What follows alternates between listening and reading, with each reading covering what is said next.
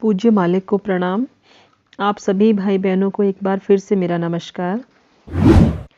जैसा कि हमने नियति का निर्माण पढ़ रहे हैं, जिसमें हमने यात्रा को अभी समझा था।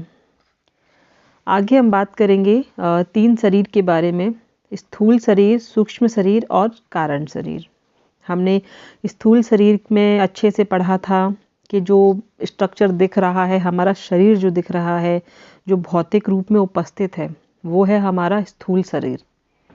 उसके बाद बीच का आता है सूक्ष्म शरीर, जो कि हमारा मन है। उसके बारे में हम आज डिटेल में चर्चा करेंगे। और उसके बाद है हमारा कारण शरीर, जो कि हमारी आत्मा है, जिसे जो चेंज नहीं हो सकती है। आइए हम शुरुआत करते हैं सूक्ष्म शरीर।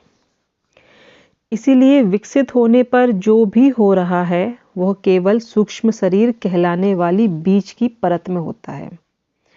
लालाजी महाराज ने कहा है कि सूक्ष्म शरीर 4 चीज़ों से मिलकर बना है। वो 4 चीज़ क्या है? चित्त यानी कि चेतना, इससे हम विचार करते हैं। दूसरा है मनस यानी कि मन, जिससे हम चिंतन करते हैं, मनन करते हैं। उसके बाद है तीसरा बुद्धि, ज्ञान शक्ति अथवा विचार शक्ति। इसकी क्या भूमिका है? ये निर्णय लेने के लिए है। इस तरह चित्त विचार करने के लिए, मन चिंतन और मनन करने के लिए, बुद्धि निर्णय लेने के लिए, और अहंकार या अहम इस बात के लिए है कि निर्णय को कार्यान्वित किया जाए अथवा नहीं। तो ये जो है, इनको शॉर्ट फॉर्म में बोलते हैं CMBA: चित्त, मनस, बुद्धि और अहंकार, जो कि हमारे सूक्ष्म शरीर में है। चित्त मतलब जो हम चेतना से हम सोचते हैं, वो है चित्त। मनस, जिस पर हम मन से चिंतन करते हैं, विचार करते हैं। बुद्धि का काम है निर्णय लेने का, डिसीजन मेकिंग। उसके बाद है अहंकार। अहंकार क्या करता है कि जो हमने जिस बुद्धि से निर्णय लिया है, उसको करना है या नहीं करना है, मतलब उसको कार्यान्वित हमको करना है या नहीं करना, ये उसके बारे में बताता है। इन्हें CMBA के रूप में लिखें। चित्त, मनस, बुद्धि और अहंकार को याद रखने का ये आसान तरीका है। अब अगर हम इंसानों में अगले स्तर पर आएं, तो वे हैं संत। संत के सूक्ष्म शरीर के पास पूरी स्वतंत्रता होती है। उसका सूक्ष्म शरीर एक जगह से दूसरी जगह जा सकता है। जो कार्य उसे दिया गया है, उसे पूरा करके वापस भी आ जाता है। लालाजी महाराज ने बाबूजी से कहीं सन 1944 और 45 में अंतः संपर्क के माध्यम से कहा था कि उनके जीवन काल के दौरान उनके सहयोगी लाभान्वित हुए थे, क्योंकि लालाजी के सूक्ष्म शरीर उनके सहयोगियों की आध्यात्मिक जरूरतों का ख्याल रख रहे थे और उनकी रक्षा कर पा रहे थे। मतलब जो संत महात्मा हुआ करते थे, वो भौतिक रूप से तो किसी की भी मदद करने के लिए नहीं जा सकते थे, तो उनका ये सूक्ष्म शरीर ही होता था जो तत्काल जा सकता था और उनकी आध्यात्मिक दशा को सुधार सकता था, या जो भी उसमें परिस्थितियां आ रही हो उनके हिसाब से वो देखते थे चीज़ों को। लालाजी के दिव्य लोक चले जाने के पश्चात उनके सहयोगियों की रक्षा करने और प्रगति दिलाने के लिए लालाजी के सूक्ष्म शरीर वहां मौजूद नहीं थे। ईश्वर की कृपा होने पर बाबूजी लालाजी महाराज के उत्तराधिकारी बने। तब बाबूजी के सूक्ष्म शरीर लालाजी के सहयोगियों की रक्षा कर रहे थे और उनकी आध्यात्मिक जरूरतों की देखभाल कर रहे थे। मृत इंसान के सूक्ष्म शरीर नहीं हो सकते, जो इस धरती पर यहाँ वहाँ तैरते रहें। वे मदद नहीं कर सकते जो मृत हैं, मरे हुए हैं। इसीलिए सहज मार्ग में जीवंत गुरुदेवों की परंपरा है। मतलब जिन्होंने शरीर छोड़ दिया है, जो शरीर छोड़ के दिव्य लोक जा सकते हैं, उनका सूक्ष्म शरीर नहीं होता है। सूक्ष्म शरीर सिर्फ और सिर्फ जो जीवंत होते हैं, जो जीवित हैं, उनका होता है। वो आपकी हेल्प कर सकते हैं, उनका सूक्ष्म शरीर होता है। तो जैसे कि लालाजी महाराज जब चले गए, तो अब जो उनके सहयोगी थे, उनको उनकी मतलब हेल्प कैसे की जाए, तो उनके जो उत्तराधिकारी बने बाबूजी महाराज, उन्होंने लालाजी महाराज के सहयोगियों की हेल्प की थी। इसीलिए सहज मार्ग में जीवंत गुरुदेवों की परंपरा है। बाबूजी महाराज चाहे कितने ही महान रहे हों या हैं, हमारे मालिक यानी कि चारी जी के बिना वे असहाय हैं। क्यों? क्योंकि सूक्ष्म शरीर किसके पास था? चारी जी के पास, जब बाबूजी चले गए थे। अभी किसके पास है? अभी दाजी के पास है। क्यों? क्योंकि चारी जी जा चुके हैं। तो जिन्होंने शरीर छोड़ दिया है उनके पास सूक्ष्म शरीर नहीं है, जो जीवंत हैं उनके पास सूक्ष्म शरीर है। तो मीडियम एज अ माध्यम के रूप में उन्हें मालिक की ज़रूरत है ताकि कार्य को पूरा किया जा सके। वे हमसे कह रहे हैं कि मुझे तुम्हारी मदद चाहिए। ये दूसरा प्रमुख उदाहरण है। मुझे तुम्हारी मदद की ज़रूरत है, वरना तो वे असहाय हैं। हमारे बिना वे कुछ भी नहीं कर सकते। उन्हें हमारी मदद की ज़रूरत है। उन्हें इन सूक्ष्म शरीरों की ज़रूरत होती है। ये 4 शरीर हैं हमारे, चित्त, मनस, बुद्धि और अहंकार। सूक्ष्म शरीर के अंदर हैं ये चित्त, मनस, बुद्धि और अहंकार। अब हम इसे सोचने की प्रक्रिया को लेते हैं। इस सोचने की प्रक्रिया को लेते हैं।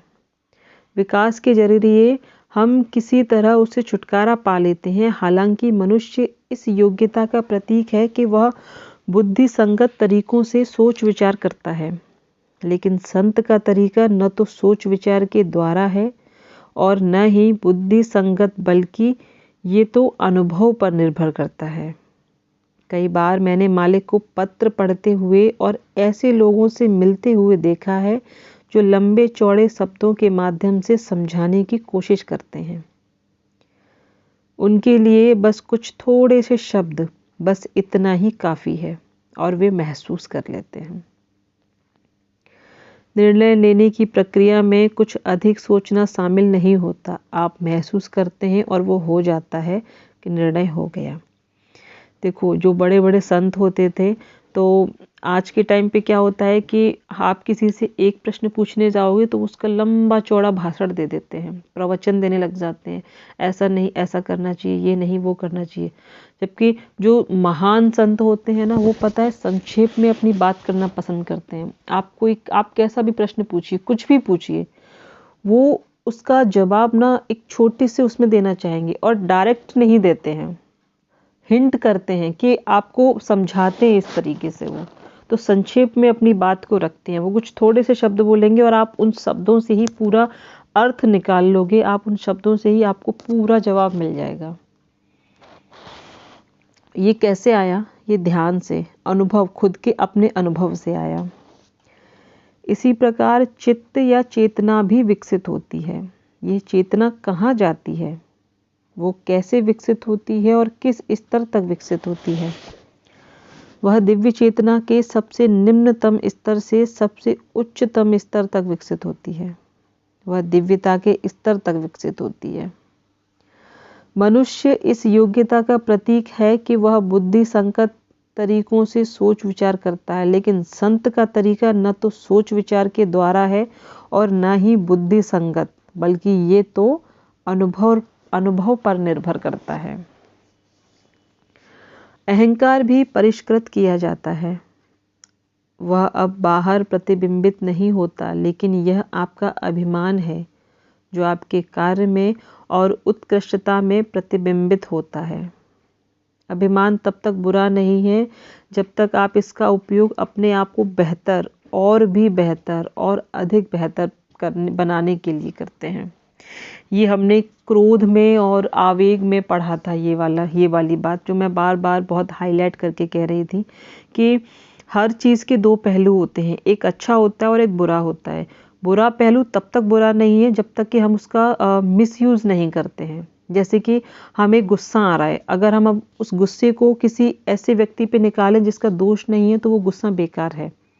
लेकिन अगर मुझे गुस्सा आ रहा है और मैं उस गुस्से को इस चीज़ पे निकालूं कि मुझे गुस्सा आ रहा है तो चलो मैं अपनी पढ़ाई कर लेती हूँ, तो वो गुस्सा मेरा एक अच्छी जगह पे यूज़ हुआ है, तो वो गुस्सा बुरा नहीं है। फिर सूक्ष्म शरीर के संदर्भ में ये समझ सकते हैं कि हम लोग मांसाहारी भोजन क्यों नहीं लेते।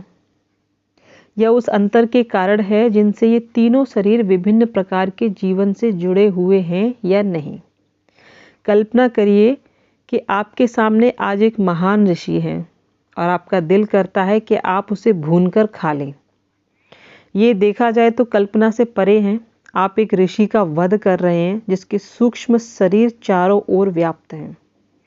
वो इस सृष्टि में सर्वाधिक विकसित प्राणी है और आपने उसे मार डाला।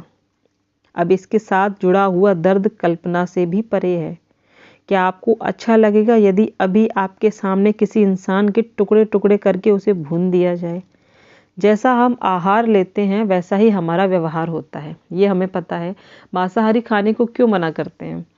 कहते हैं कि उसमें प्रोटीन होता है, ये है, ये तो देखो खुद को समझाने वाली बातें होती हैं, क्योंकि हमें खाना है ना, तो हमें हमें हमें वो चीज़ लेनी है ना, तो हम उसमें अच्छी से अच्छी चीज़ें सामने वाले को समझाने के लिए कहेंगे, उसकी नेगेटिव साइड नहीं दिखाएंगे। क्यों? क्योंकि वो हमें खाना है, हमें लालच है उस चीज़ को खाने का। लेकिन हम जैसा खाएंगे, जिस तामसिक भोजन करेंगे, मांसाहार भोजन करेंगे, तो हमारी प्रवृत्ति भी ऐसी हो जाएगी मांसाहारियों की तरह। किसी जीव को पकड़ के मार के वो तड़पड़ा रहा है, हमने उसको खा लिया, तो हमारी स्थिति भी वैसी हो जाएगी। लेकिन इंसान फिर भी नहीं सुधरता। चेतना के इन अंतर के कारण दर्द की मात्रा बहुत अधिक होती है। सूक्ष्म शरीर जितना विकसित है या जितना सूक्ष्म है, वहाँ दर्द की मात्रा उतनी ही अधिक होगी। वहाँ यंत्रणा अधिक है और जो भी उसे खाता है उसमें वो कष्ट प्रसारित हो जाता है। आपने जो भी जीव खाया, मछली खाई, कुछ भी खाया, वो जीव जिस जिस मतलब प्रवृत्ति का है, आप अगर वो जिस प्रवृत्ति का है आपने उसको खा लिया, तो आपकी प्रवृत्ति भी वैसी ही हो जाएगी। जानवरों के ऐसा अस्थिर तंत्र नहीं होता है, उसमें ये तीनों शरीर इतने निकट से संबंधित होते हैं जितने के मानव शरीर में नहीं होते हैं। फिर भी वनस्पति जगत की तुलना में वे ज़्यादा स्वतंत्र हैं। उदाहरण के लिए एक भ्रूण को लीजिए। मान लीजिए कि एक एलियन अर्थात दूसरे ग्रह का प्राणी आता है और भ्रूण को कलछी से बाहर निकालकर अंडे की तरह खा लेता है। क्या आप उसे बर्दाश्त करेंगे? लेकिन हम खुद मज़े से स्वाद ले लेकर मुर्गी के उस अंडे को खाते हैं जिससे चूजा नहीं निकल सकता। उस बेचारी मुर्गी को नहीं पता कि उस अंडे से चूजा नहीं निकलेगा, उसके लिए तो वह अब भी मेरा प्यारा बच्चा है। जिस भोजन को हम ग्रहण करते हैं, उसके स्पंदन का स्तर भोजन के साथ हमारा अंग बन जाता है। मैं इस वाले पैराग्राफ को फिर से पढ़ना चाहूँगी, ये भ्रूण वाला। उदाहरण के लिए एक भ्रूण को लीजिए। मान लीजिए कि एक एलियन अथवा दूसरे ग्रह का प्राणी आता है और उस भ्रूण को कलछी से बाहर निकालकर अंडे की तरह खा लेता है। क्या आप उसे बर्दाश्त करेंगे? लेकिन हम खुद मज़े से स्वाद ले लेकर मुर्गी के उस अंडे को खाते हैं जिससे चूजा अभी तक बाहर भी नहीं निकल सकता। उस बेचारी मुर्गी को नहीं पता कि उस अंडे से चूजा नहीं निकलेगा, उसके लिए तो वो अभी भी उसका मेरा प्यारा बच्चा ही है। इस छोटे से पैराग्राफ में बहुत बड़ी बात कह दी है। हम मुर्गी के अंडे को जिस तरीके से खा रहे हैं, और कोई एलियन आए और किसी माँ के गर्भ से भ्रूण को निकाल के तल के फ्राई करके खा ले, ये सेम वैसा ही है। कितना सुन के कितना गंदा लग रहा है, बेकार लग रहा है ना, कि अरे कोई इतना निर्दयी कैसे हो सकता है। तो उस जीव के लिए आप निर्दयी नहीं हो। इसीलिए जिस भोजन को हम ग्रहण करते हैं उसका वाइब्रेशन का जो लेवल है, वो भोजन के साथ हमारा भी अंग बन जाता है। जिस तंत्र को हम परिष्कृत करने का प्रयास कर रहे हैं, उसे और ज़्यादा दूषित कर दिया जाता है। जब हम केंद्रीय क्षेत्र में प्रवेश करते हैं, तब क्या होता है? वहाँ प्रवेश करने के बाद शरीर ऐसी आत्मा को रखने के लिए उपयुक्त नहीं है।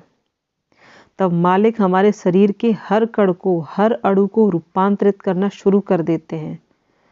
वे उन्हें दिव्य बनाना शुरू कर देते हैं। वे उन्हें सूक्ष्म से सूक्ष्मतर और सूक्ष्मतर से सूक्ष्मतम बनाते जाते हैं, ताकि वह सूक्ष्म आत्मा वहाँ निवास कर सके।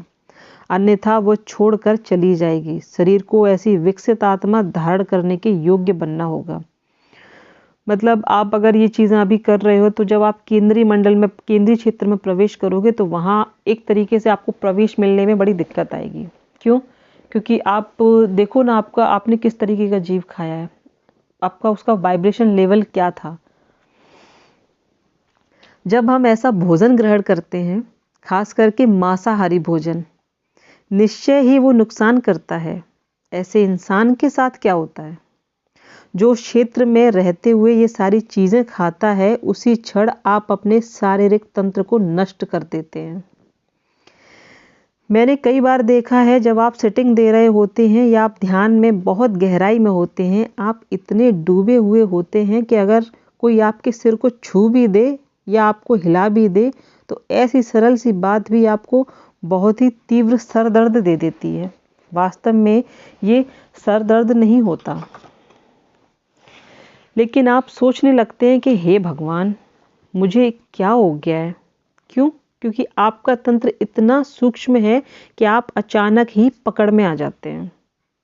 यदि आप समुद्र में पत्थर फेंकेंगे तो समुद्र को तो कुछ नहीं होगा, लेकिन अगर आप निश्चल तालाब में एक पत्ता भी गिराते हैं तो वहाँ हलचल सी हो जाती है।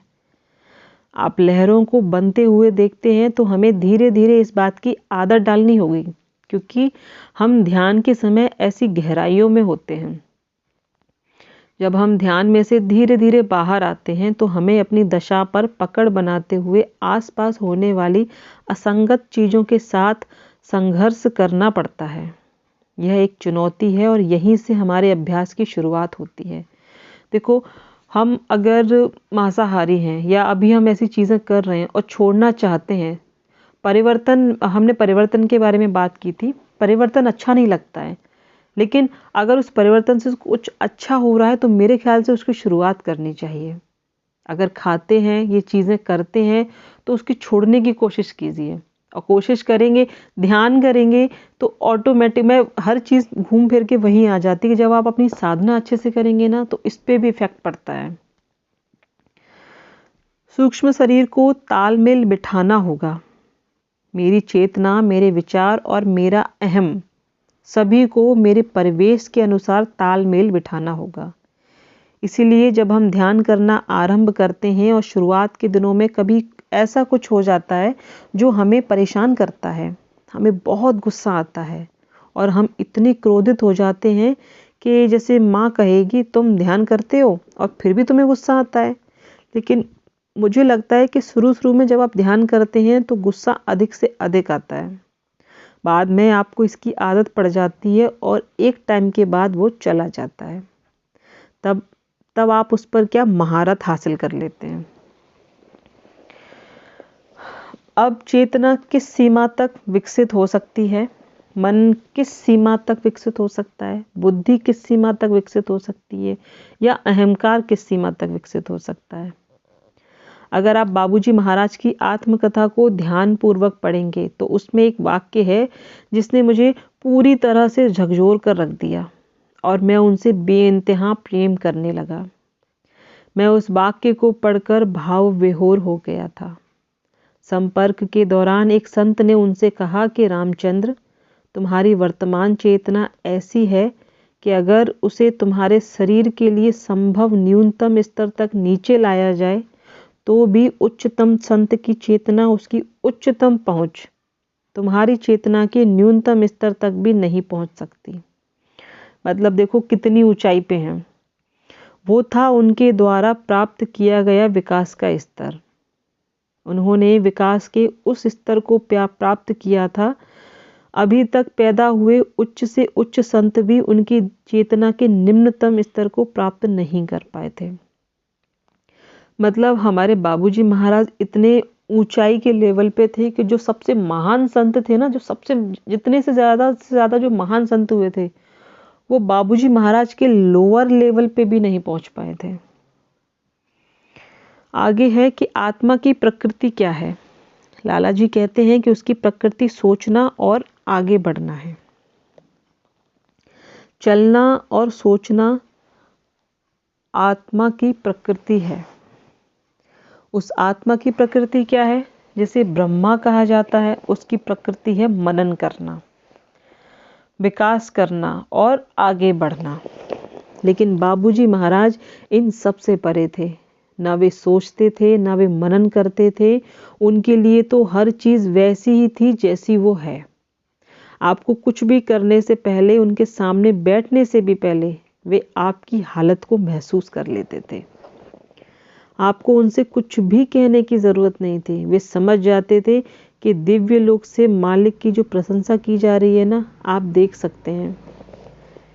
मेरे प्रिय बेटे, तुम पराकाष्ठा और परमोत्कर्ष के उस स्तर तक पहुंच गए हो, और यह सब सहज मार्ग अभ्यास के माध्यम से प्राप्य चेतना के संभावित स्तरों को दर्शाता है। तो ये 4 तत्व जिन्हें हम चित्त, मनस, बुद्धि और अहंकार कहते हैं, जब ये अपनी निजी उच्चतम संभावना पर पहुंच जाते हैं, ये चारों कौन सा अंतिम परिणाम पाते होंगे? चित्त या चेतना पूर्ण रूप से दिव्य हो जाती है। वो दिव्य चेतना ही हमारा लक्ष्य है। मतलब जब हम ये जो चार हैं इनसे हम कहाँ पहुंच जाते हैं? इनका मतलब लास्ट स्टेज क्या होती है? जब हम चारों में जो अंतिम परिणाम होते हैं, जैसे चित्त है, उससे हम पूर्ण तरीके से दिव्य हो जाते हैं। हमारा जो लक्ष्य है, दिव्य चेतना जो है, वही तो हमारा लक्ष्य है। दूसरा, मन के साथ क्या होता है? इस समय भले ही वो संकीर्ण विचारों वाला हो सकता है, आंशिक रूप से खुला, लेकिन विकास के शिखर पर वो बहुत पूर्ण रूप से उदार मन का हो जाता है, क्योंकि ऐसे व्यक्ति को कोई भय नहीं रहता। ऐसी उन्नत आत्माएं अपने साथ कोई भी भय लेकर नहीं चलती हैं। वे ना खुद पर और ना ही दूसरों पर भय डालती हैं, और ना ही वो दूसरों को डराती हैं। ऐसी आत्माएं पूर्णतया मुक्त, पूर्णतया अनावृत होती हैं। यही मन की दशा भी होती है। और बुद्धि के साथ क्या होता है? हमारी बुद्धि की कुशाग्रता ज्ञान का साकार रूप बन जाती है। अब आप बुद्धिमान न रहकर ज्ञानी बन जाते हैं, जो बुद्धिमान होने से कहीं बेहतर है। तब अहंकार अलविदा कह देता है और पूर्णतया शुद्ध बन जाता है। बुद्धि के साथ क्या होता है कि अब आप सिर्फ बुद्धिमान नहीं हैं, अब आपने बुद्धिमान से भी कहीं ज़्यादा बेहतर बन गए हैं। अब आप ज्ञानी बन गए हैं, जो आप दूसरों को ज्ञान दे सकते हैं। तो इस टाइम पे क्या होता है कि आप उस अहंकार को अलविदा कह देते हैं और पूर्णतया से शुद्ध बन जाते हैं। अहंकार का पूर्ण परिष्करण हो जाता है। वो अपना फन निकाल कर तभी बाहर आता है जब ज़रूरी होता है, नहीं तो वो अपने फन के अंदर ही रहता है।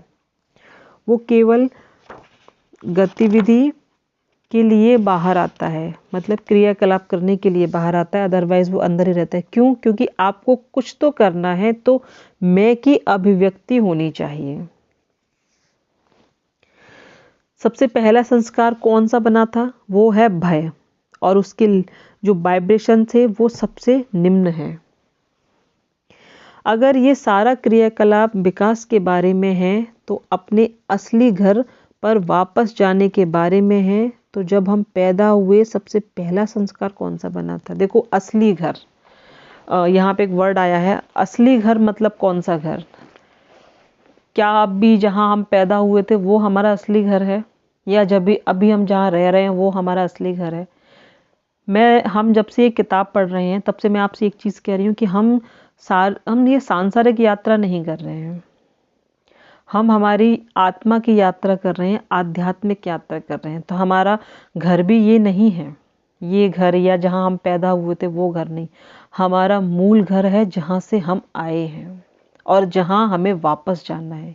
ये तो शरीर है, ये तो इंसान का शरीर है जो आज आपको मिला है, कि अब किसी का बाप, भाई, बहन, बेटी, जो भी आपको रोल मिला है इस पृथ्वी पे निभाने के लिए, जो रिश्ते मिले हैं आपको निभाने के लिए, वो आप बस निभा रहे हो। लेकिन जहाँ से आए हो, अपने एक कर्म करोगे, उसके बाद वापस भी तो वहीं जाओगे ना। वो है आपका मूल घर। तो यहाँ पे है कि अपने असली घर पर वापस जाने के बारे में है ये क्रियाकलाप विकास। तो जब हम पैदा हुए, सबसे पहला संस्कार हम कौन सा बना था? जब हम पैदा होकर इस पृथ्वी पे आए, वो था भय, और उसके स्पंदन सबसे निम्न है। बाबूजी ने अपने विवेक, अपने संपर्क के दौरान देखा है कि भय ही वो पहला संस्कार है। लाला जी दिव्य लोक में झूम उठे और उन्होंने कहा कि देखो, इस सरल आविष्कार के साथ तुमने पूरी पद्धति में क्रांति ला दी है। एक बार इस डर को, इस पहले संस्कार को निकाल दिया जाए तो बाकी के संस्कार अपने आप ही गिर जाते हैं। लेकिन हमें उस उदारता को विकसित होने देना होगा। हम बार बार अपनी कल्पनाओं को नहीं ला सकते। अरे मैं तो ऐसा था, मैं तो ये करना चाहूँगा, मुझे ये अच्छा लगता है, मुझे ये पसंद नहीं है, मुझे ये अच्छा नहीं लगता। नहीं, आप एक तेज रास्ते पर हैं। यदि आप तेजी से विकसित होना चाहते हैं तो आप हर समय पीछे मुड़कर नहीं देख सकते। इसीलिए हमारी प्रार्थना कहती है कि हम अपनी इच्छाओं के गुलाम हैं, जो हमारी उन्नति में बाधक है। अपने जीवन में मुझे ऐसा नौजवान चाहिए जो धनवान भी हो। मुझे सुंदर लड़की चाहिए जो हर समय मुझे खुश रखे। ये इच्छाएं हैं, ये अभिलाषाएं हैं, ये सब खत्म होगा। ये सब कब खत्म होगा? कभी नहीं होगा। ये तो इच्छाएं हैं। एक होती है इच्छाएं और एक होती है ज़रूरत। इच्छाएं कभी इंसान की पूरी नहीं हो सकती। आज आपने टीवी ली है तो कल आप उससे बड़ा प्रोजेक्ट लेने का सोचोगे। आज आपने चेयर ली है तो कल आप सोचोगे कि अब सोफ़ा बनवाना ही है आपको, क्योंकि ये इच्छाएं हैं ना, वो कभी ख़त्म नहीं होगी। आप कितना भी करके देख, लेकिन ज़रूरत जो होती है ना, वो एक ही बार होगी और वो ख़त्म हो जाती है। आपको लगता है मुझे सोना है, ठंड लग रही है, लेकिन कंबल नहीं है। अगर आपको कंबल मिल गया, ज़रूरत है ना आपको कंबल की, तो आप सो जाओगे। कंबल मिल गया, बस बात ख़त्म। मुझे ठंड लग रही थी, मुझे कंबल मिल गया, बस मैं सो गया। और इच्छाएं क्या होती है? अरे कंबल तो मिल गया, लेकिन काश मतलब बिस्तर और होता, खटिया, चारपाई और होती। चारपाई भी मिल गई, चारपाई तो ठीक है, पर अब इस पे गद्दा और होता। ये क्या है? ये इच्छाएं हैं। देखो, इच्छाएं खत्म नहीं होंगी। एक इच्छा खत्म होगी और खत्म होने से पहले वो दूसरी इच्छा को जागृत कर देगी। ईश्वर के प्रति असीम कृतज्ञता के साथ बिना कुछ मांगे जैसे हम हैं वैसे ही जीना, यही जीवन जीने की कला है। मैं जो हूँ, दूसरे जो भी हैं, इस बात को स्वीकार करते हुए हमेशा आगे बढ़ते रहना है। ये विकास की प्रक्रिया में स्वयं एक बहुत बड़ा कदम है। मैं दुनिया को बदल नहीं सकता, मैं खुद को बदलने में ही काफ़ी कठिनाई हो रही है, तो मैं दुनिया को बदलने की कोशिश क्यों कर रहा हूँ? ईश्वर भी तो दुनिया को बदल नहीं सका। ये तो उसी की सृष्टि है, उसकी जिम्मेदारी भी है। हम हर समय हम अपनी पत्नी में बदलाव लाने के लिए मैं अपना सिर क्यों फोड़ रहा हूँ? हर समय उसे अपशब्द कहना या अपने पति को अपशब्द कहना नहीं, ये सब व्यर्थ है। इसे स्वीकार करें और आगे बढ़ जाएं। मालिक कहते हैं कि हालात को खुशी से स्वीकार करने से जीवन में बहुत बड़ा परिवर्तन आता है। हम ना अपने हिसाब से हर चीज़ को चेंज करना चाहते हैं। मुझे ये सही नहीं लग रहा, ये ऐसा क्यों है, वो वैसा क्यों नहीं है, इसने ये क्यों नहीं पहना। हम जो एज इट इज़ जैसा है, हम उसको वैसा ही क्यों नहीं पसंद कर लेते? शायद मुश्किलें और अच्छे से आसान हो जाएंगी। हमारी एक्सपेक्टेशन बहुत ज़्यादा होती है सामने वाले से। मैं आपको एक और कुछ किस्सा सुनाता हूँ। लगभग 5-6 साल पहले वे तिरुपुर में एक प्रशिक्षक तैयार कर रहे थे। अभी भी 3 दिन बाकी थे। वे बुधवार को कार्य समाप्त करने वाले थे, लेकिन उस अमेरिका निवासी बहन ने कहा, मालिक मेरा टिकट मंगलवार का है, मैं टिकट बदल तो नहीं सकती, बहुत ज़्यादा खर्चा होगा। तो उन्होंने कहा ठीक है, मैं तुम्हें मंगलवार को सीटिंग दे दूंगा। तो वो मंगलवार को प्रसाद के साथ आई। वो बहुत खुश थी, लेकिन उस दिन सवेरे से ही मालिक ऑक्सीजन पर थे। यहाँ चारी जी की बात हो रही है। 10 बजे के आसपास भी वे ऑक्सीजन पर ही थे। मैंने कहा कि साहब, हम उसे नई टिकट खरीदने को भी तो कह सकते हैं, हम टिकट के पैसे दे सकते हैं। मालिक ने कहा नहीं, मैं उसे सीटिंग दे दूंगा। उन्होंने उसे बुलाया। नाक में इन नलियों के साथ वे सीटिंग दे रहे थे। मेरा मतलब है, हम में से कौन सा ऐसा प्रशिक्षक ऐसा करेगा? चारी जी महाराज जब बहुत बीमार थे, उस टाइम पे भी उन्होंने सीटिंग दी। सामान्य सीटिंग के लिए भी अगर हमें मामूली सा सर दर्द है या कोई बहस हो गई है या मूड खराब है और कोई फ़ोन करता है कि मैं सीटिंग लेना चाहता हूँ, तो हम क्या करते हैं? हम में से ज़्यादातर अंत में ये कह देते हैं कि क्या आप कल आ सकते हैं? आपको कहीं के लिए उड़ान नहीं पकड़नी है, आप यहीं पर हैं। लेकिन इसका मतलब यही है कि हम उद्देश्य की गंभीरता को नहीं समझते हैं। हमारे पास पल पल पे लाखों बहाने हैं हर चीज़ के। आप सोच कर देखिए, खुद से पूछ कर देखिए, हमें जब कोई काम नहीं करना होता जिसमें हमारा मन नहीं है तो हम उसके लिए लाखों बहाने बना देंगे, और एक से एक बेहतर बहाने। क्यों? क्योंकि हमें करना नहीं होता है। और हमारे महान मालिक उस समय भी सेटिंग दे रहे थे जब उन्हें सबसे ज़्यादा तकलीफ थी। और हम कहते हैं कि हमें ईश्वर को प्राप्त करना है। हम गुरु की एक आदत को भी कॉपी नहीं कर सकते हैं, हम गुरु के जैसा भी नहीं बन पा रहे हैं, और हमको उस ईश्वर को पाना है। हम ये जो पढ़ रहे हैं ना, ये हमें किसी और को नहीं समझाना है, ये खुद को समझने के लिए, खुद के अंदर झांकने के लिए है। क्या हम वो काम कर रहे हैं? हम दूसरों को प्रवचन दे सकते हैं, हम दूसरों को ज्ञान दे सकते हैं, उनको समझा सकते हैं, लेकिन क्या हम उसको समझ रहे हैं? जब मैं ये सब कुछ देखता हूँ, ये सब कुछ मतलब क्या तमाशा, जैसा कि हम भारत में कहते हैं विकास का तमाशा, ये वास्तव में बहुत ही गंभीर मामला है। जब मैं हर क्षण के महत्व को समझ जाता हूँ तो मुझे कुंठा होती है। जब मैं सिर्फ इंतज़ार कर रहा हूँ या किसी से बात कर रहा होता हूँ तो यह कितना निराशाजनक है। चूँकि इंतज़ार करने और बात करने के कारण आप उच्चतम अस्तित्व एवं उस अभ्यासी के साथ संसर्ग के मूल्यवान समय को गंवा रहे हैं। बहस करने, बात करने, पाँव छूने में क्या रखा है? ये आपको कहीं लेकर नहीं जाने वाला। मैं अपने भारतीय अभ्यासियों से अक्सर कहता हूँ कि अगर आप हमेशा पाँव छूते रहेंगे तो आपको सिर्फ और सिर्फ धूल ही मिलेगी। जैसा कि यहाँ पे है मिशन में कि मैंने जो एक बार पढ़ा था कि एक बहन थी, तो उनको बाबूजी के पैर छूने का बड़ा मन था कि मुझे आपके पैर छूने बाबूजी महाराज। तो उन्होंने उनसे एक ही बात कही थी कि आपका हृदय एक बार झुक गया है ना, तो आपको बार बार झुकने की आवश्यकता नहीं है। और यहाँ भी देखो चारीजी महाराज ने लिखा है कि अगर आप किसी के पैर छू रहे हैं तो उसमें कुछ नहीं रखा, आपको सिर्फ और सिर्फ वहाँ पे पैरों की धूल ही मिलेगी। क्योंकि आज का वो टाइम नहीं है कि आप आशीर्वाद दो। झुकने देने वाला भी तन के खड़ा रहता है, और झुकने वाला भी सिर्फ और सिर्फ फॉर्मेलिटी पूरी करता है। कभी झुकने वाला ये नहीं कि हाँ वो दिल से झुका हो, सच में सामने वाले का आशीर्वाद लेना चाहता, वो भी फॉर्मेलिटी करता है झुकने की। और आशीर्वाद देने वाला तो कभी देता ही नहीं है, वो तो तन के खड़ा रहेगा। तो क्यों इन चीज़ों में समय गंवाना है? सहज मार्ग धूल जमा करने के बारे में तो बिल्कुल भी नहीं है। सहज मार्ग दिल से दिल में कृपा ग्रहण करने के बारे में है। अगर आप दोनों की पैर छूने वाला और जो आशीर्वाद देने वाला, अगर उनके दिल आपस में मिले हुए हैं तो ये सब चीज़ें, ये औपचारिकता करने की ज़रूरत ही नहीं है।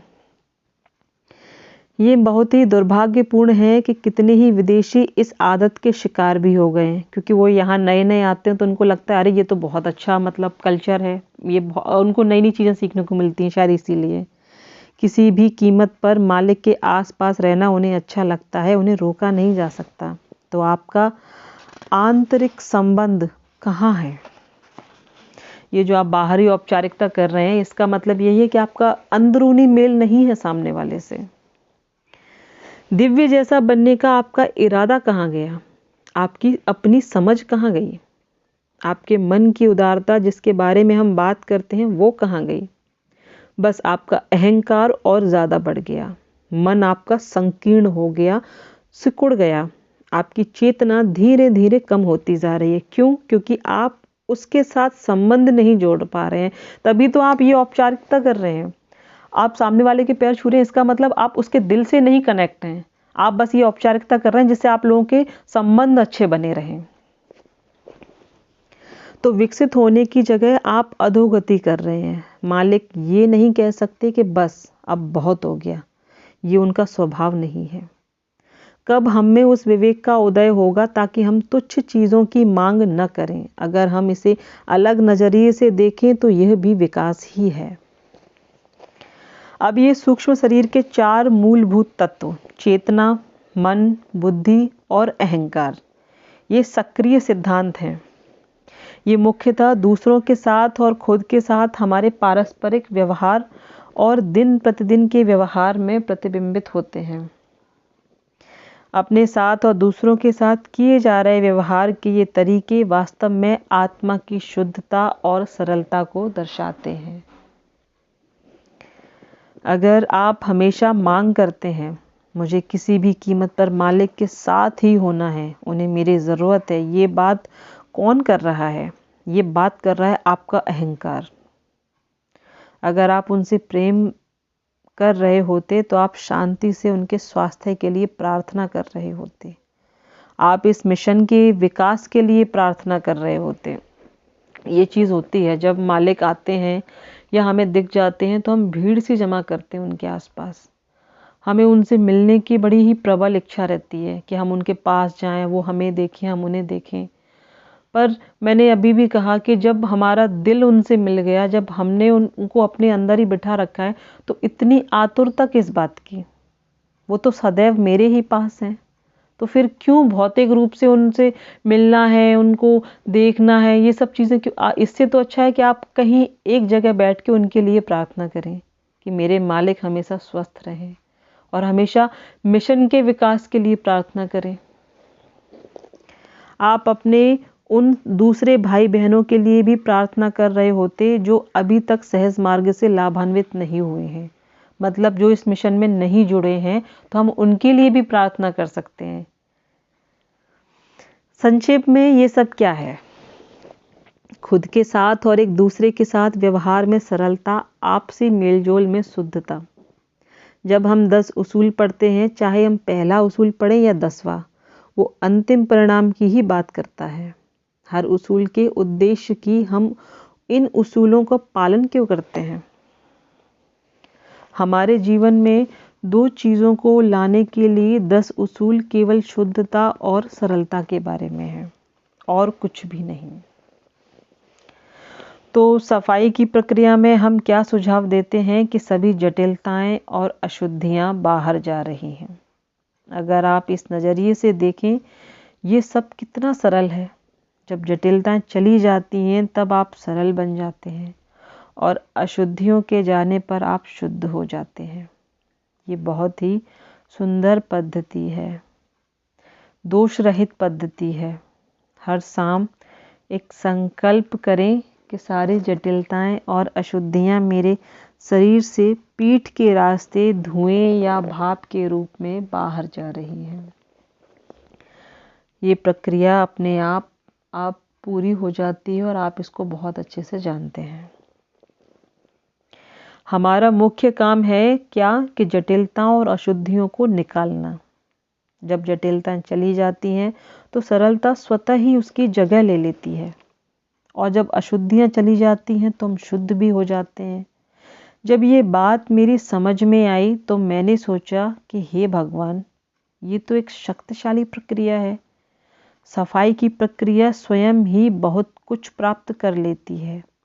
हमें सभी उपकरण दे दिए गए हैं कि जीवन में कैसे आगे बढ़ें और कैसे एक बेहतर इंसान बने। हमारे पास सब कुछ उपलब्ध है, लेकिन हम उसका यूज़ नहीं करना चाहते हैं। जब हम ध्यान करते हैं तो हम अपने ही अंतर की गहराई में उतरते हैं, और हम किसी प्रकार की समाधि को प्राप्त कर लेते हैं। लाला जी महाराज के अनुसार, और जैसा कि मालिक ने अपनी किसी किताब में संक्षिप्त विवरण किया है, जब समाधि का चिरकालिक प्रभाव हमारे दिन ब दिन के जीवन में चलता रहता है, वो एक चौथी हालत पैदा करता है जिसे तुरिया कहा जाता है, या तुरिया की अवस्था कहा जाता है, जो ध्यान करने वाले कई लोगों को प्राप्त होती है। लेकिन वे सभी जो ध्यान करते हैं, उनकी यह मन की चौथी हालत या चौथी दशा हमेशा बनी रहती है। हम ऐसे लोगों को अपनी उंगलियों पर गिन सकते हैं। ऐसे लोग जो तुरिया अवस्था में हैं या चौथी दशा में, वो विरले ही मिलते हैं, मतलब बहुत कम ही मिलते हैं। इसीलिए किसी भी दृष्टिकोण से देखने पर सहज मार्ग हमारी शारीरिक भलाई में ही नहीं, बल्कि भावनात्मक भलाई में भी योगदान करता है। मतलब फिजिकली नहीं, वो हमारी मेंटली भलाई में भी मतलब हेल्प करता है। हालांकि वे देखा जाए तो वे हमारे प्राथमिक लक्ष्य नहीं है। मुख्य चीज़ वो बीच का भाग है जहाँ हम अपनी चेतना का विकास ईश्वरत्व के स्तर पर संपूर्ण दिव्यता के स्तर तक करते हैं। मन इतना उदार हो जाता है कि बुद्धि ज्ञान में परिवर्तित हो जाती है और अहंकार पूर्ण रूप से शुद्ध हो जाता है। तो ये चारों चीज इस तरीके से अपनी भूमिका निभाते हैं। सच्चे योगी का यही रूप है, ऐसा व्यक्ति जो सच्चे चरम शिखर पर है या जो मानव के लिए संभव दैवीकरण को पा चुका है। हम प्रतिदिन जो 2-3 अभ्यास करते हैं उन्हीं से सब कुछ संभव है। ध्यान, ध्यान और ध्यान, और कुछ भी नहीं है। इसमें हमने बहुत अच्छे से सूक्ष्म शरीर के बारे में पढ़ा, मांसाहार के बारे में पढ़ा, मांसाहारी व्यक्तियों के बारे में पढ़ा कि उनको नहीं ये चीज़ें करनी चाहिए। आगे है मोक्ष। किसी ने पढ़ा है कि इसमें क्वेश्चन है, किसी ने पढ़ा है कि 5वें बिंदु को पार करने पर हमें मोक्ष मिलता है, लेकिन साथ ही यह कि 2.5 व्रत पार करने के बाद भी हमें मोक्ष मिल जाता है। तो हृदय क्षेत्र में 5 व्रत है, तो ये कैसे मेल खाता है इस बात से? देखो, यहाँ व्रत की बात आई है, बिंदु की बात आई है, तो मैंने जैसे कि पहले भी बोला था कि ये जब हम रामचंद्र की, ये शायद आप में से कुछ लोगों ने पढ़ी होगी, रामचंद्र की संपूर्ण कृतियाँ भाग 1 या सत्य का उदय, इनमें इन व्रतों के बारे में बहुत अच्छे से डिटेल में दिया हुआ है। तो यहाँ पे जो हमारे हृदय क्षेत्र के 5 पॉइंट हैं, है ना, 5 जो तत्व हैं, पृथ्वी, आकाश, जल, अग्नि और वायु, ये 5 तत्व हमारे हृदय क्षेत्र में, हमारे पिंड प्रदेश में हैं। उनमें से कह रहे हैं कि जो क्या बोलते हैं, जैसे क्वेश्चन है कि 5 व्रत को, 5वें बिंदु को पार करने के बाद हमें मोक्ष मिलता है, लेकिन साथ ही ये कि 2.5 व्रत पार करने के बाद भी ये मिल जाता है। तो मतलब कुछ का कहना है कि जो हम 5वें पॉइंट को पार करते हैं उसके बाद हमें मोक्ष मिलता है, लेकिन कुछ का कहना है कि जब हम 2.5 व्रत को पार करते हैं तब भी वो हमें स्थिति प्राप्त हो सकती है। दाजी इसके जवाब में कहते हैं कि क्या तुम्हारे पास सत्य का उदय है? यहाँ मेरे पास लेकर आओ, मैं रामचंद्र की संपूर्ण कृतियाँ भाग 1 पृष्ठ 22 अध्याय 2 जीवन का लक्ष्य से पढ़ रहा हूँ। यहाँ 2.5 व्रत के बारे में कहा गया है। यदि मैं मोक्ष की बात करूं तो लोग इसे बहुत दूर की अवस्था समझेंगे, जो कि कई जन्मों के सतत प्रयत्नों से प्राप्त हो सकती है। मतलब मोक्ष क्या, पूरी तरह से मुक्ति, ना जीवन, मतलब ना जन्म लेना है, ना मरण जन्म मरण का जो चक्र चलता है ना, उससे मुक्ति। चित्र में मोक्ष की अवस्था दूसरे और तीसरे व्रत के बीच की है। जो दूसरा और तीसरा व्रत है उसके बीच की, तो कौन सा हुआ 2.5? वो ये नहीं कहते कि आपको वहां मोक्ष मिल जाएगा, वे कहते हैं कि वहां पर दूसरे और तीसरे व्रत के बीच मोक्ष की अवस्था है। मतलब 2.5 व्रत में आपको मोक्ष मिल नहीं रहा है, वो अवस्था है, वो स्टेज ऐसी आ जाती है कि अब आप बिल्कुल ही संत बन गए, अब आपको कोई मतलब ही नहीं है ये दुनियादारी से। इसका मतलब है कि संभावना का बीजारोपण वहां मौजूद है। मोक्ष का जो बीजारोपण है वो हमारे 2.5 व्रत 2 और 3 के बीच में वो मौजूद है। जब हम दूसरे बिंदु को पार कर लेते हैं तो वो दशा अनावृत हो जाती है। ये कुछ ऐसा है जैसे समुद्र वहाँ है, लेकिन आपके वहाँ पहुँचने से 50 मील पहले ही आप महसूस करते हैं कि बहुत ठंडी हवा आ रही है, बहुत अच्छा, लेकिन अभी तक तो आप वहाँ पहुँचे ही नहीं हैं। दूसरे बिंदु को पार करने के बाद आप मंद हवा की तरह ही मोक्ष की शांति को महसूस करना शुरू कर देते हैं और मोक्ष की दशा दूसरे बिंदु के बाद आरंभ हो जाती है। आपको अभी तक मोक्ष नहीं मिला है, मैं आशा करता हूं कि ये बात स्पष्ट है। ये जो मुझे मालिक की कृपा से समझ में आया वो ये है कि 5वें पॉइंट को पार करने के बाद ही मोक्ष मिलता है। 2.5 जो व्रत में मोक्ष की बात कही है वो सिर्फ और सिर्फ एक अवस्था है कि जैसे हमें दूर से दिख रहा है कि वो समुद्र है, अरे वो मुझे दिख गया समुद्र है, लेकिन समुद्र तक पहुंचने से पहले हमें ठंडी हवा का एहसास होता है, तो हमें क्या लगता है, आ हा, बस यही है। लेकिन ये मोक्ष नहीं है, मोक्ष तो वो समुद्र है ना, ये तो सिर्फ और सिर्फ उसकी एक अवस्था है।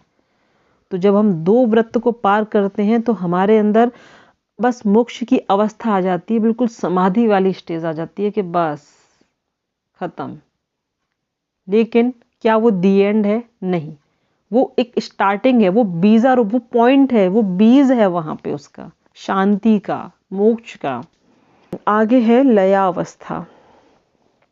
महाप्रलय या कयामत तक, अंतिम विलय तक हमारी पहचान बनी रहेगी। उस क्षण हर आत्मा विलय हो जाएगी, हर पहचान स्रोत में विलय हो जाएगी।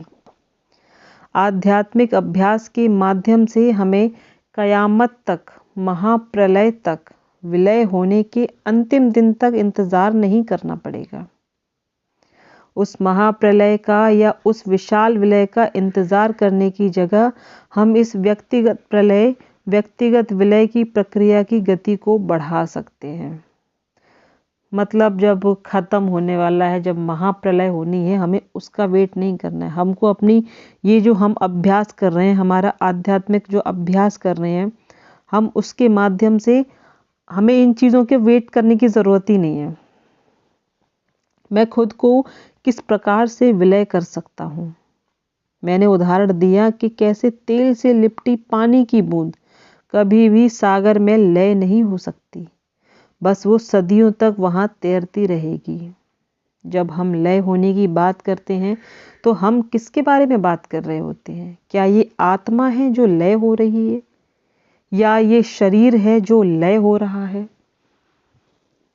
आप जितनी भी कोशिश करें और दूसरे व्यक्ति को आलिंगन करें, फिर भी आप एक साथ लय नहीं हो सकते हैं। 2 आत्माएं भी एक साथ लय नहीं हो सकती। क्यों? क्योंकि व्यक्तिगत पहचान बनी रहना जरूरी है। अगर 2 आत्माएं एक साथ लय हो जाएं तो विध्वंस होगा। किसके संस्कार नेतृत्व करेंगे? ये ऐसा है मानो एक इंसान के 2 सिर हों। अरे मुझे शौचालय जाना है, नहीं मुझे तो जाकर कुछ खाना है। 2 चीजें नहीं मिल सकती। ये सूक्ष्म शरीर ही है जो लय होता है। लो, यहाँ पे उन्होंने लय क्या हो रहा है, मतलब हम ये अपने 3 शरीर पढ़े थे, सूक्ष्म शरीर, कारण शरीर और हमारा स्थूल शरीर। तो उन्होंने कहा कि स्थूल शरीर तो एक दूसरे में मिल ही नहीं सकते किसी भी कीमत पे। अब आप सोचो आत्मा की बात करो, तो आत्मा, एक आत्मा दूसरे आत्मा के साथ मिलेगी तो विध्वंस हो जाएगा। मतलब ये समझो जैसे कि एक सर, मतलब एक आदमी के 2 सर, किसी को दूसरा काम करना है, किसी को उस टाइम पे दूसरा काम करना है, तो वो पॉसिबल ही नहीं है। तो ये सूक्ष्म शरीर है जो लय होता है, मतलब हमारा वही मन, बुद्धि, चित्त और अहंकार। कल्पना कीजिए कि एक ओर स्रोत है और दूसरी ओर मालिक के जैसी उन्नत आत्माएं हैं। एक ओर है हमारा मूल स्रोत और दूसरी ओर है वो मालिक के समान उन्नत आत्माएं। अपने अपने स्तर पर हम भी वहाँ हैं जहाँ हम हैं। हमने अपने आप को अलग कर लिया या किसी भी कारण से हम स्रोत से अलग हो गए। उस अलगाव के समय हमारी शुद्धता समान थी, लेकिन वैयक्तता ने अलगाव पैदा कर दिया। वहां से संस्कारों का बनना शुरू हो गया। आप तुरंत ही वापसी की यात्रा में छलांग नहीं लगा सकते। स्रोत हमारे पास आकर नहीं कहेगा, मुझे अपने द्वारा बनाए गए प्राणियों में विलय हो जाने दो। वो कभी नहीं कहेगा कि हाँ मैंने जो बनाए हैं प्राणी, लाओ मुझे अब उसमें विलय होने दो ना। वह निश्चल है। यही वो समय है जब गुरु की मदद हमारे काम में आती है। हालांकि गुरु खुद भी विकसित हो रहे हैं, उनकी आंतरिक महत्ता अपरिवर्तनीय है, क्योंकि वे अपरिवर्तनीय में लय हो चुके हैं और साथ ही उसकी ओर विकसित भी हो रहे हैं। लेकिन उनमें हमारे स्तर पर आकर हमें अपने प्रेम से तथा प्राण आहुति से स्पर्श करने की और धीरे धीरे अपनी ओर खींचने की योग्यता है। अंततः वे हमें स्रोत को सौंप देते हैं और मालिक की मदद से हमारा भाग्य इस प्रकार बनता है। मतलब जिस घर से हम आए हैं, जिस मूल स्रोत से हम आए हैं, वो हमारे अंदर लय नहीं हो सकता। इसीलिए हमें किसकी हेल्प की ज़रूरत है, वो है हमारे गुरु। देखो, मैं एक चीज़ हमेशा कहती हूँ कि कहते हैं ना, पार कोई नहीं लगाने वाला, पार हमें सिर्फ और सिर्फ हमारे गुरु ही लगा सकते हैं। ईश्वर नहीं आएंगे, वहाँ तक हमें जाना होगा, और वो सिर्फ और सिर्फ हमें हमारे गुरु की मदद से ही हम वहाँ पहुँच सकते हैं। मेरे लिए यह एक रहस्योद्घाटन था कि सूक्ष्म शरीर ही है जो लय होता है और कुछ भी लय नहीं होता।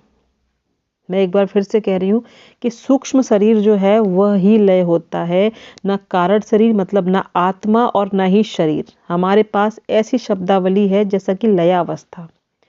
और कबीर जैसे महान संतों ने भी कहा है कि सागर में गिरने वाली पानी की एक बूंद भी सागर बन जाती है। हमारे मामले में आत्मा का परमात्मा से एक होना ही लयावस्था कहलाता है। साथ ही ये कहना भी परस्पर विरोधी है कि महाप्रलय तक कुछ भी लय होकर अपनी पहचान नहीं खोता। अंतिम कयामत तक बूंद सागर में विलीन नहीं होती। तो फिर ये लयावस्था क्या है जिसके बारे में हम बात कर रहे हैं? असल में लयावस्था एक अजीब सा विषय है। जब तक हम उसे प्राप्त नहीं कर लेते, हम उससे न्यूनतर चीज़ों की ही बात कर सकते हैं। जैसे बच्चे के लिए ध्येय क्या होगा? खिलौना। मतलब बच्चे को क्या चाहिए? खिलौना। जैसे तैसे करके वो जब बड़ा होता है तो खिलौने की जगह उसके खिलौने की जगह कोई और वस्तु ले लेती है, उसके बाद कुछ और, फिर कुछ और ये क्रम चलता रहता है। खिलौने की जगह आदर्श लेने लगते हैं जिन्हें हम बहुत संजोते हैं, और हम उन आदर्शों को कार्यान्वित करना चाहते हैं। एक आदर्श से दूसरे आदर्श कार्यान्वित करते हुए हम उन आदर्शों से भी आगे बढ़ जाते हैं और हम उन्हें बदलते ही रहते हैं। एक बार हमारे मालिक ने बाबूजी महाराज से पूछा, लोग जीवन में सांसारिक चीज़ों के लिए आते हैं और ये सारी चीज़ें वे आपसे चाहते हैं, आखिर वे लक्ष्य की प्राप्ति कब करेंगे? हम इस जीवन में आए, हम हर चीज़ के लिए उनसे गुहार लगाते हैं, आज मुझे ये चाहिए, अब मुझे वो चाहिए, अब मुझे ये चाहिए।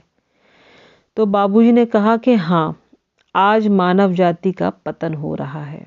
लाला जी के समय में लोग उच्च आदर्शों के लिए आते थे, वे कम से कम मोक्ष के लिए तो आते ही थे। हालांकि सहज मार्ग जो दे सकता है उसमें मोक्ष तो सबसे सामान्य अवस्था है, ये बहुत ही कम है। वो हमारी यात्रा का बहुत ही छोटा सा भाग है, उसके परे भी बहुत कुछ है। अगर आप अनंत को 100% मानकर रखें, हालांकि ये जो बातें हैं वो एकदम बेतुकी हैं, फिर भी अगर आप अनंत को 100% मानकर रखें तो आप कह सकते हैं कि इसका पहला 0.05% भाग सिर्फ और सिर्फ मोक्ष है। ये देखा, हम जब प्रेयर करते हैं, इसमें जो चीज़ है सबसे अच्छी, हम हर चीज़ सांसारिक चीज़ को मालिक से मांगते हैं, हर चीज़ को, कि हमें ये चाहिए, हमें वो चाहिए, और वो चीज़ हमें कहीं नहीं ले जाने वाली। लाला जी के समय में जो लोग आते थे वो अपने उच्च आदर्शों के लिए आते थे, अपने, और नहीं तो ज़्यादा नहीं तो मोक्ष के लिए, जो कि आज हमारे सहज मार्ग में मोक्ष तो बहुत ही माइनर सी चीज़ है, बहुत सामान्य सी अवस्था है। स्पंदन अनुकूलता, इसे व्यक्तिगत रूप में न लें, लेकिन यहाँ पर कुछ हाईटेक लोग बहुत ही सामान्य पृष्ठभूमि से आए हैं। IBM या किसी ऐसी ही बड़ी कंपनी के लिए कार्य करते हुए जब वे अमेरिका जाते हैं तो कई बार उन्हें 5 सितारा होटल में ठहराया जाता है। उनमें से कुछ लुंगी पहने चारों ओर घूमते रहते हैं। उन्हें ये भी नहीं पता होता कि शौचालय या स्नान गृह में टब का इस्तेमाल कैसे करना है। ये किसी पर कोई व्यक्तिगत टिप्पणी नहीं है, लेकिन ऐसे इंसान उस वातावरण के लिए तब तक योग्य नहीं है जब तक कि वे अपनी जीवन शैली को उस परिवेश के अनुकूल ढाल नहीं लेते। मान लीजिए कि कोई वासना से भरी आंखें और लालची मन लिए आज की जीवन शैली होने पर भी किसी ब्रह्मांडीय भूल के कारण दिव्य लोक पहुंच जाता है, और वो कहता है, हेलो बाबूजी, बाबूजी को अपने जीवन का एक बहुत बड़ा झटका लगेगा कि ये कहाँ से आ गया। इसीलिए हमें अनुकूल होना चाहिए। मतलब अनुकूल मतलब ये कि जैसा परिस्थितियां बदलती हैं हमें उसके हिसाब से चलना चाहिए, लहर के साथ बहना चाहिए। जब भी आप उसके विरोध में भागोगे तो आप थक जाओगे और आप उसके विरोध में नहीं भाग सकते। जैसे कि एक एग्जाम्पल भी था कि जैसे जैसे समय चेंज होता है उस हिसाब से जीव अपने आप को ढाल लेता है ना। तो वो जब ढाल लेता है तो शायद ज़्यादा समय तक जीवित रह पाता है। अगर वो नहीं ढाल पाता तो उसका अस्तित्व खत्म हो जाता है, वो समाप्त हो जाता है। अनुकूलता एक नितांत अति सूक्ष्म अवधारणा है।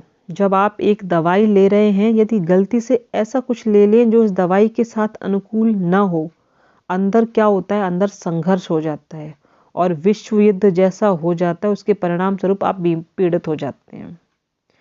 देखो, आप कोई मेडिसिन ले रहे हो, ठीक है, गलती से आप कोई भी ऐसी मेडिसिन ले लें जो आपके उससे मेल नहीं खाती है, जो आपके अनुकूल नहीं है, तो क्या होगा, आप बीमार हो जाओगे या वो आप कुछ भी साइड इफेक्ट कर देगा आपके साथ।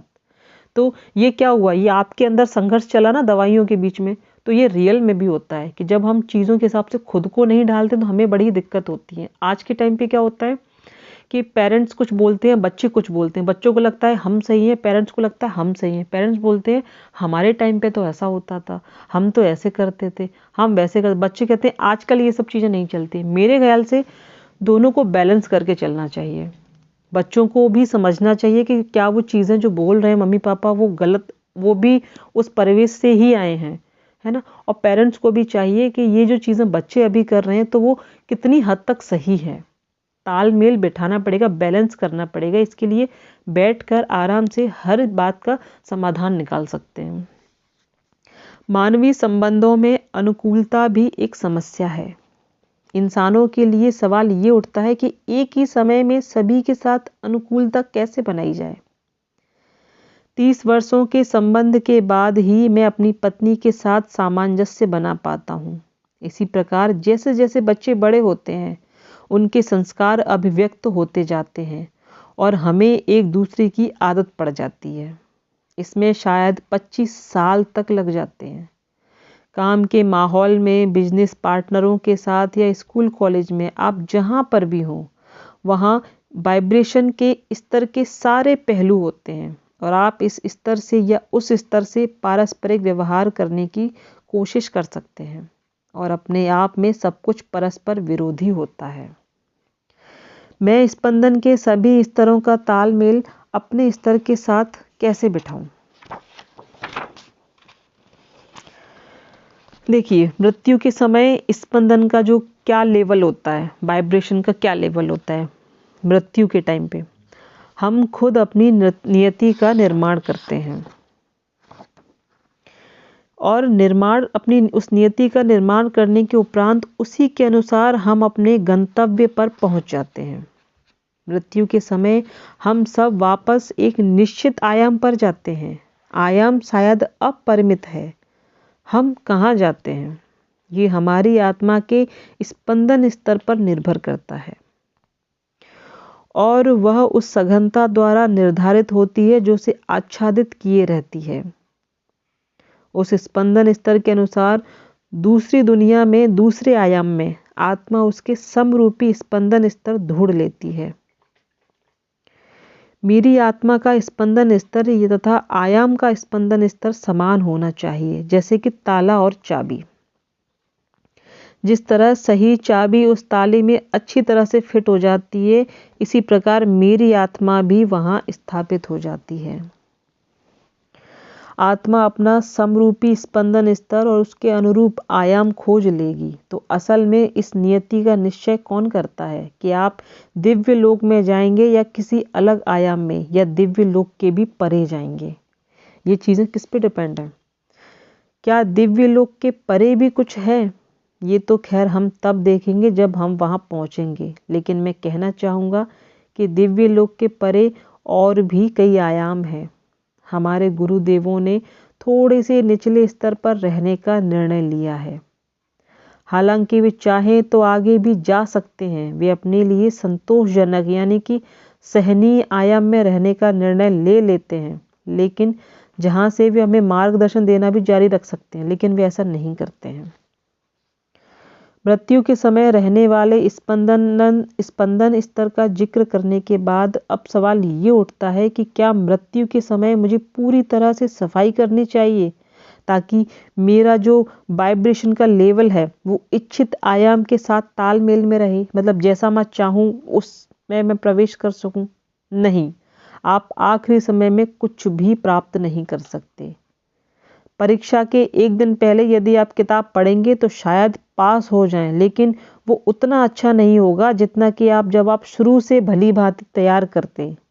यदि आप परीक्षा के एक दिन पहले भी न भी पढ़ेंगे तो भी चलेगा, क्योंकि आप अच्छी तरह से तैयार हैं।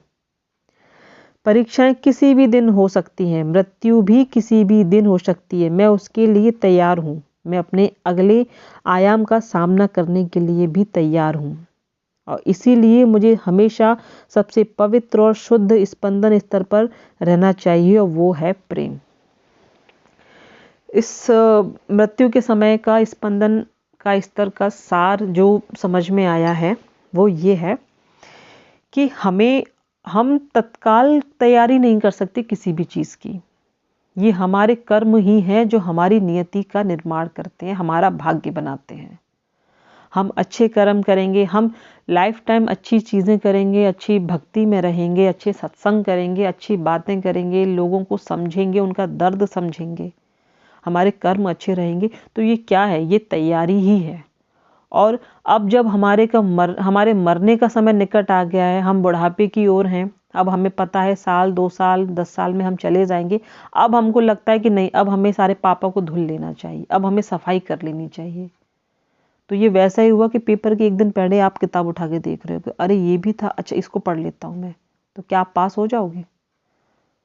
पास हो भी जाओ, मैं तो ये भी कह रही हूँ कि पास हो भी जाओगे, लेकिन क्या आपको ऐसा लगता है कि आपको आपको नहीं लगता कि आपको बहुत पहले से इसकी तैयारी शुरू कर देनी चाहिए थी? तो यही वो आयाम है जो डिसाइड करते हैं। इसके आगे है गर्भधारण के समय स्पंदन का स्तर। हमने शरीर त्यागते समय स्पंदन स्तर पर प्रेम सिद्धांत लागू करने की बात की है। अब हम गर्भधारण के समय यानी कि प्रविष्टि की बात करते हैं।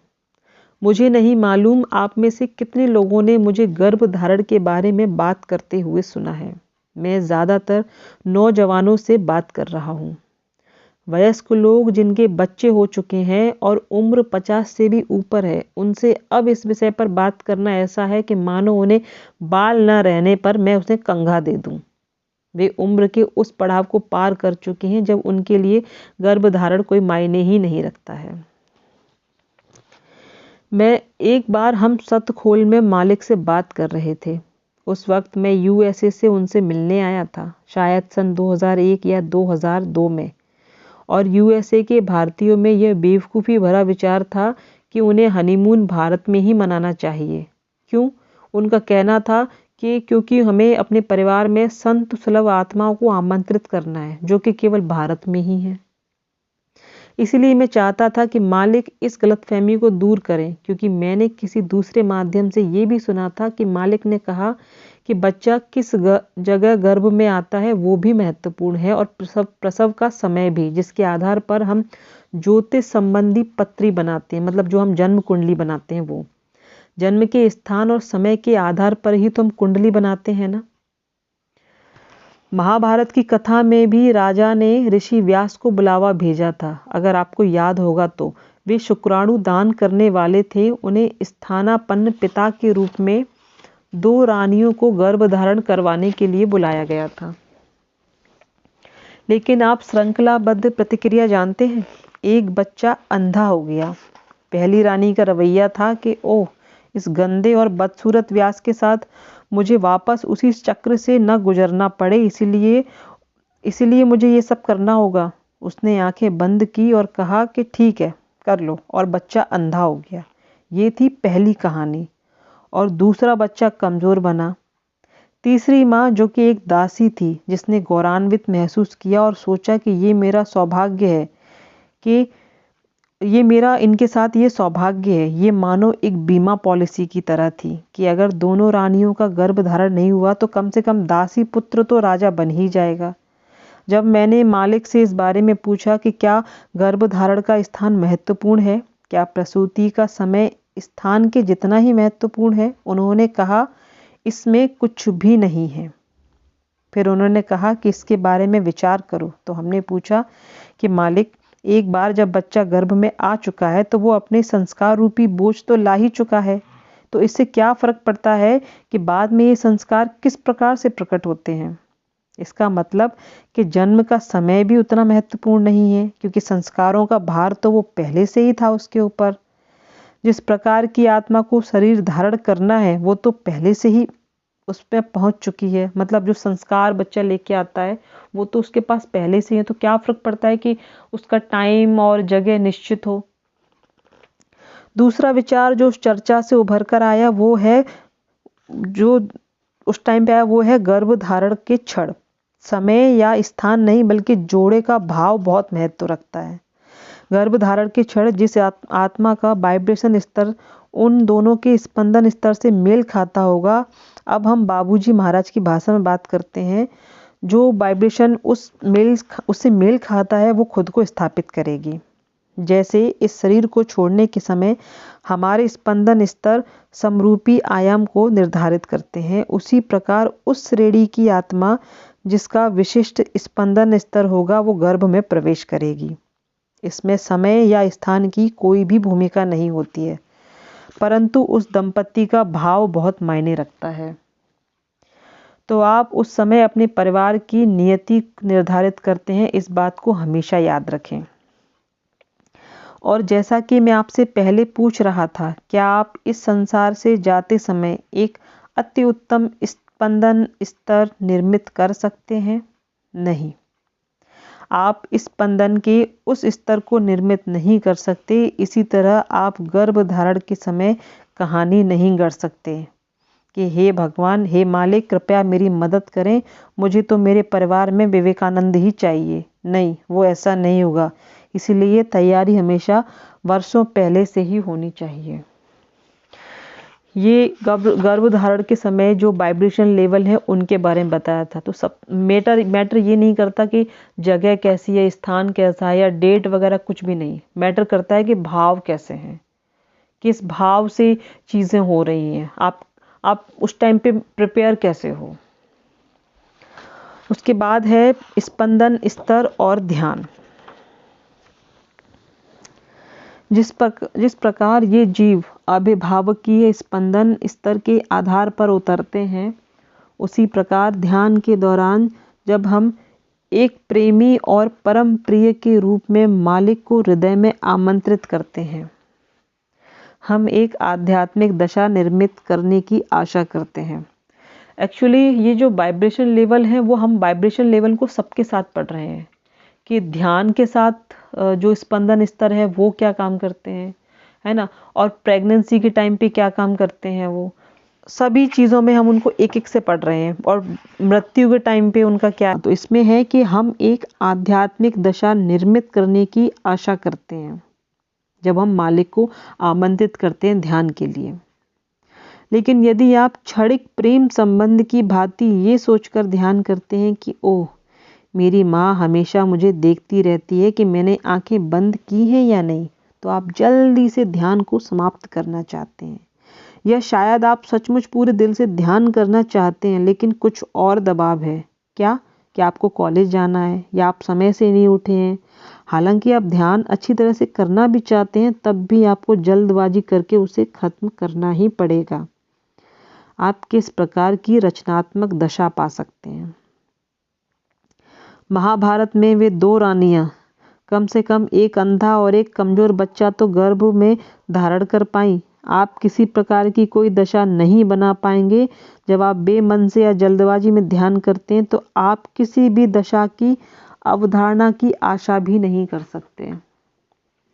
और कई बार अगर थोड़ा सा प्रयास किया जाए तो बहुत बढ़िया दशा बनाई जा सकती है, लेकिन अगर आप सचेत नहीं रहे तो गर्भावस्था के शुरू के दिनों के जैसे गर्भपात हो सकता है।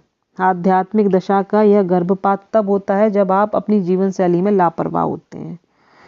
यहाँ पे ये गर्भपात, अबॉर्शन वगैरह ये चीज़ें एग्जाम्पल हैं आध्यात्मिकता में, कि अगर आपने अच्छे से ध्यान नहीं किया या आप सिर्फ और सिर्फ दिखावटी ध्यान कर रहे हैं किसी को दिखाने के लिए, या आपके ऊपर प्रेशर है कि आपको ऑफिस जाना है, कॉलेज जाना है, आपके पास बहुत काम है, तो आप जल्दबाजी में इसको ख़त्म कर लेते हैं। तो जब ये चीज़ आप कोई भी जल्दबाजी में करोगे तो वो चीज़ें इम्बैलेंस हो जाती, ख़राब हो जाती हैं, है ना। तो वही चीज़ है। तो ये भी हमारी आध्यात्मिक में भी ये चीज़ें एज अ मिसकैरेज ही है, एज अ अबॉर्शन जैसा है ये काम। आपने यह ध्यान किया और तुरंत अपने प्रेमी के स्कूटर पर बैठकर कहते हैं कि प्रिय चलो चलते हैं, तो आपकी दशा भी उस समय हवा हो जाती है। तो हमें अपने जीवन का संचालन करते समय बहुत ही सचेत रहना है, क्योंकि भाग्य इन्हीं सब बातों के बारे में है। आज के लिए इतना ही। मैं आशा करती हूँ कि आपको बहुत अच्छे से समझ में आया होगा, और कोई चीज़ नहीं समझ में आई होगी तो आप मुझे कमेंट करके भी पूछ सकते हैं। ज़्यादा तो मैं नहीं समझा पाऊँगी क्योंकि मुझे भी इतनी समझ नहीं है अभी, पर जितना मैं अपने मालिक की कृपा से समझ पाती हूँ वो मैं आपको बता दिया है। तो आज की इस टॉपिक में हमने बहुत सी चीज़ें पढ़ी, समझी, जिसमें सूक्ष्म शरीर के बारे में हमने पढ़ा, वाइब्रेशंस के लेवल के बारे में पढ़ा, डेथ के समय, प्रेगनेंसी के समय और ध्यान के समय। मोक्ष के बारे में पढ़ा कि मोक्ष हमें 3-5 पॉइंट्स को पार करने के बाद मिलता है, लेकिन जो उसकी अवस्था है, जो उसका बीजारोपण है, वो हमें 2.5 वृत्त के बाद से ही उसकी दशा मिलना हमें आरंभ हो जाती है, वो अवस्था हमें आ जाती है मोक्ष की।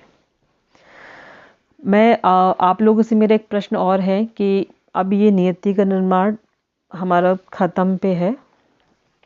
आप मुझे बताइए कमेंट करके कि आप इसके बाद आप कौन सी बुक पढ़ना चाहते हैं। द हार्टफुलनेस वे पढ़ना चाहते हैं या कोई भी जो आपको और समझ में आए।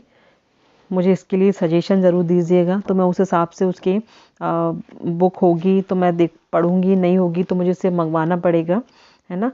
तो आप मुझे बताइएगा ज़रूर, और तब तक के लिए मुझे इसी तरह सपोर्ट करें।